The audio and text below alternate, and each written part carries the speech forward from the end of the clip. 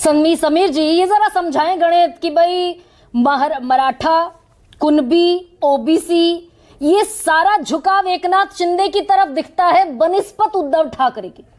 जबकि भाई क्या ये अभी हाल फिलहाल की जो घोषणाएं हुई कि क्रीमी लेयर बढ़ा दिया, 15 ओबीसी की जातियों को शामिल करने के लिए एक प्रस्ताव पारित कर दिया, उसका असर है या फिर ये कुछ और? देखिए, महाराष्ट्र की राजनीति में अगर आप देखेंगे तो भारतीय जनता पार्टी गैर ओबीसी की ज्यादा राजनीति करती रही, क्योंकि महाराष्ट्र के अंदर शरद पवार बड़े मराठा नेता रहे, मराठा उनके पास रहा। उसी के खिलाफ भारतीय जनता पार्टी ने एक माधव फार्मूला ओबीसी का तय किया था कि जिसमें भारतीय जनता पार्टी और गोपीनाथ मुंडे ने वो तय किया था। गोपीनाथ मुंडे बड़े नेता रहे। भारतीय जनता पार्टी को लगा देवेंद्र फडणवीस के 5 साल के कार्यकाल के बाद, और जमीन पर यह मैसेज गया है कि भाई इनको कोई बड़ा मराठा नेता चाहिए, मराठा वोटिंग हो नहीं पा रहा है। तो एकनाथ शिंदे के आने के कारण, एकनाथ शिंदे वैसे भी सातारा से आते, मराठा के नेता माने जाते हैं, खुद मराठा है, बीजेपी के पास कोई मराठा चेहरा नहीं था, तो एकनाथ शिंदे निश्चित रूप से मराठा चेहरा के रूप में, और अजित पवार के आने के बाद अब एक मुख्यमंत्री मराठा हो, एक उप मुख्यमंत्री अगर मराठा हो जिस सरकार में, तो मराठाओं का झुकाव उसकी तरह होना स्वाभाविक है। देवेंद्र फडणवीस एक गैर मराठा मुख्यमंत्री थे, एक मराठी मुख्यमंत्री थे, और विपक्ष ने इस बात को महाराष्ट्र के अंदर बहुत भुनाने की कोशिश की जमीन स्तर पर कि भारतीय जनता पार्टी ने एक गैर मराठा को मुख्यमंत्री बना दिया है, मराठी को मुख्यमंत्री बनाया।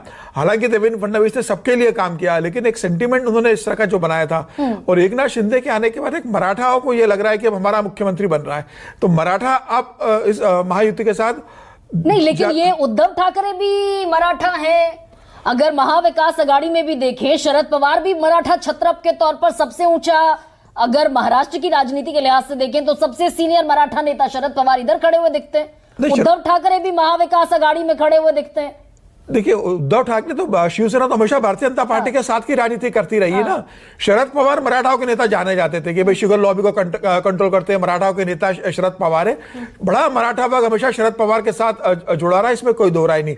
अजित पवार भी चूंकि शरद पवार की पार्टी में थे, कांग्रेस के साथ गठबंधन में थे, तो मराठा उस पक्ष में ज्यादा झुका हुआ था। भारतीय जनता पार्टी मानकर चलते थे कि मराठाओं का वोट हमें महाराष्ट्र में नहीं मिलेगा, तो हमें गैर मराठाओं को अपने साथ ओबीसी को साधना, और भारतीय जनता पार्टी ने उन्हें साधने की कोशिश की। जैसे हरियाणा के अंदर जाटों का वोट अगर कांग्रेस को जा रहा है, तो गैर जाट की राजनीति हरियाणा में भारतीय जनता पार्टी ने करने की कोशिश की और अपने आप को वहां मजबूत किया। वही स्थिति महाराष्ट्र में भारतीय जनता पार्टी ने की थी कि गैर ओबीसी की। लेकिन अब मराठाओं का एक बार भारतीय जनता पार्टी के साथ जुड़ा, इसमें कोई दो राय नहीं है।